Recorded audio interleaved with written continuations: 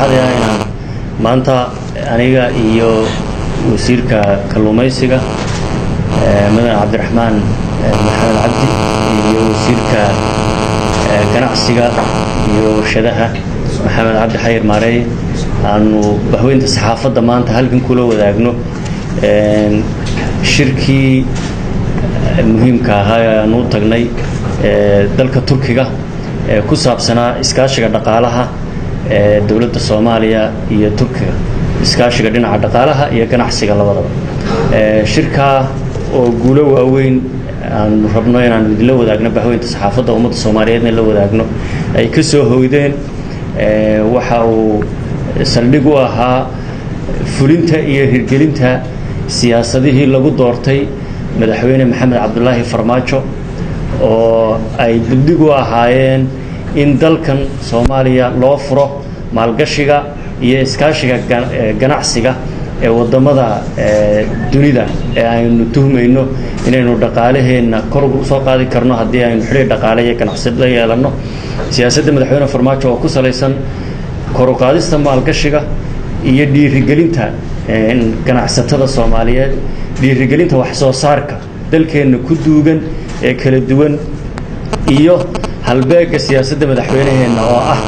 aragtida xukuumadda ku hagayo Ra'iisul Wasaare Xasan Cali Khayre kuna dhisan tahay barnaamijka xukuumaddu in la fuliyo siyaasadihii madaxweyne Farmaajo lagu doortay annagoo ka hana qaadayna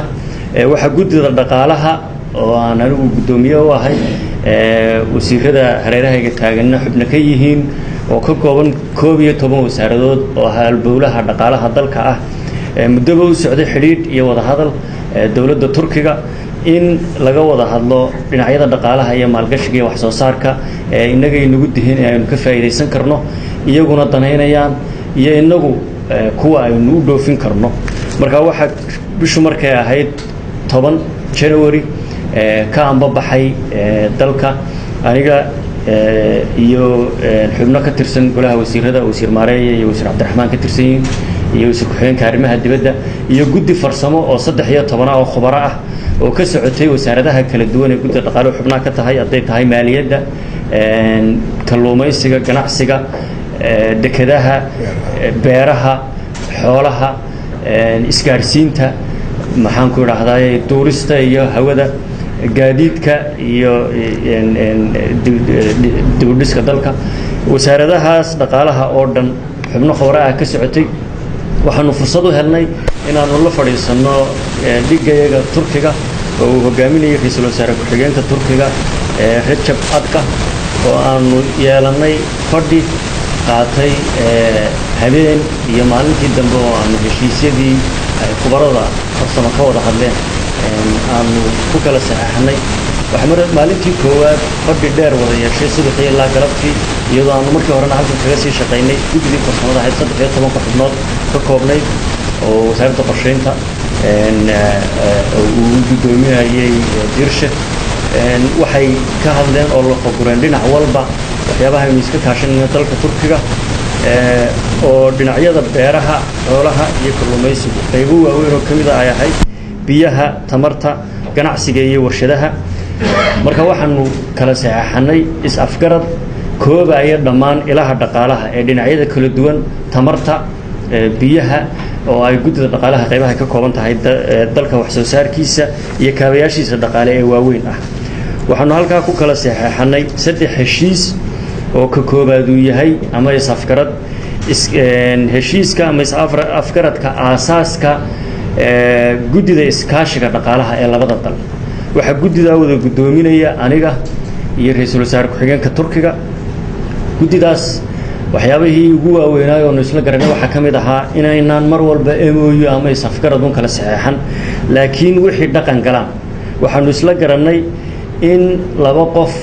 ay u noqdaan xiriiriyayaal hawlahan dhaqaajintooda dhinaca Soomaaliya waxa xiriiriyaheena ah Maxamed Cabdi Xayir Maareey oo wasiirka ganacsiga iyo warshadaha hawlaha maalgashiga iyo hawlo badan oo la xiriirana kala shaqeynaya sida wasaaradda dhaqaalaha guddida oo kale iyo wasaaradda qorsheynta dhammaan iyo maaliyadda dhinacoodana wasaaradda dhaqaalaha oo qaabilsan ganacsiga dhaqaalaha iyo dibadda iyo gudaha dhinacyada maaliyadda oo dalka Turkiga ayaa wakiil ka ah oo xiriirinaya waxa kaloo aanu ku heshiinay inaan ka wada hadalno dhinacyada waxa la yiraahdo preferential trade agreement iskaashi dhaqaale oo weyn oo ay inaga caawinayaan iyaguna ay ka faa'iideysanayaan in labada dal ay isku furnaadaan iyo free trade agreement ganacsi xor ah oo labada dhinacba ah oo aan lahayn xadidaad waxyaabo badan oo Turkiga aynu ka faa'iidi karnay noo soo dhoofin karaan baa jira textile-ka oo guryaha iyo dharka iyo waxyaabaha kale lagu isticmaalo inaguna aynu u dhoofin karno wax soo saarka beeraha saddexda shay oo noogu muhiimsan oo aan doonayno inay naga qaataan nagana ogolaadeen ayna marinayaan habraaci loo baahnaa waxa weeye muuska iyo sisinta iyo liinta saddexda in koota ay nagu siiyaan cashuur dhaafna nagu siiyaan ay naga qaataan ayaanu ku adkaynay way ka shaqeynayaan hirgelinteedii waa mid aan anaguna dabagelayno maanta markaa waxaanu isugu nimid shir aanu ku anba qaadayno waftigayagii isku xog wareysanayno hirgelinta heshiisyadii la galay sidii loo anba qaadi lahaa iyo degdeggelintoodii waxa kaloo qayb ka ah in Chamber of Commerce ama ganacsatada Soomaaliyeed dhammaan iyo ganacsatada Turkiga ay yeeshaan kulan weyn oo wasiirka ganacsiga iyo warshadaha uu qaban qaabin doono xageena isagoo ganacsatadii la fadhiistay maamul goboleedyada iyo ganacsatada heer federaal dhammaan dabadeedna in waxyaabaha dalkeena ku jira la soo saarayo ay ka faa'iidi karaan iyo waxyaabaha iyaga aynu ka iibsan karno shirkadahoodu sidii dalkeena u maal gashan lahaayeen dhinacyada in laga wada hadlo shirkaasi wuxuu dhici doonaa sida ugu dhaqsaha badan waxaan ku tala jirnaa ugu badnaan muddo bil ah hadduu ugu bato 4 week kadib in uu qaato qabanqaabadiisii shaqadiisiiba wasiirku shalay waa bilaabay dhawaana waa gudageli doonaa waxa kale oo iyadana aynu ka faa'iideysan doonaa inaynu soo bandhigno wax soo saarkeena hadday tahay kalluunka iyo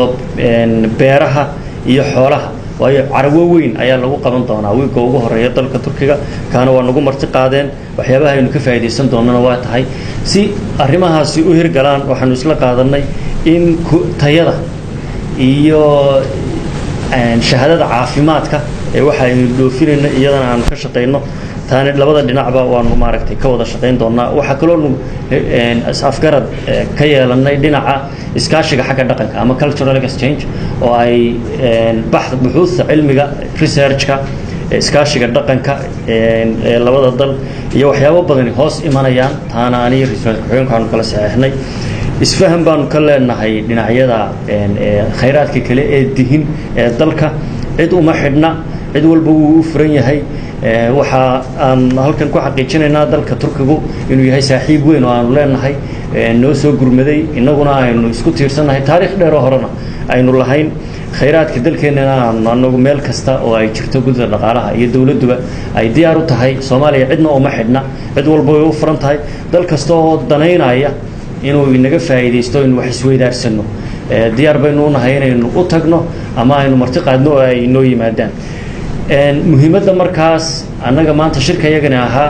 kagana duwan yahay shirarkii hore iyo heshiisyadii hore la geli jiray waxa weeye in saddexdii biloodba mar guddida farsamo iyo guddida wasiirada ee wasiir maareeye uu xiriiriyaha u yahay ay soo bandhigaan warbixin ay u soo gudbiyaan aniga iyo ra'iisul wasaaraha ku xigeenka Turkiga u soo gudbiyaan guddideena dhaqaalaha golaha wasiirada dib u eegis lagu sameeyo 6 bilood bana mar maxaa fulay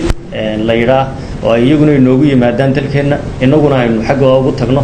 6 bilood muddo ku aadan kadib waxaan rajaynaynaa in ra'iisul wasaarka ku xigeenka Turkiga iyo wafdiga hogaaminaya inoo yimaadaan dalka maraan khayraadka inagu dihin eegaan heshiisyada aan soo galnay maxaa ka hirgalay maxaa ka dhaqan galay maxaa ka qabsoomay maxaa u baahan in la sii dardargeliyo la qiimeeyo oo la isla eego marka waxaan aaminsanahay in guul weyn inooga soo hooyatay heshiiska ganacsi iyo iskaashi maalgashi ee aanu u tagnay Turkiga marka heshiis leeyahay waa ereyga ugu dhow ee la oran karo waayo waxaanu galnay waa 3 isfaham oo waaweyn oo budug u ah xiriirka ganacsi iyo maalgashi iyo iskaashi ee aynu Turkiga iyo Soomaaliya wada yeelan doonaan hadii Ilaahay intaasaan ku soo goobaya waxaan doonayaa inaan wasiirada fursad siiyo dabadeedna halka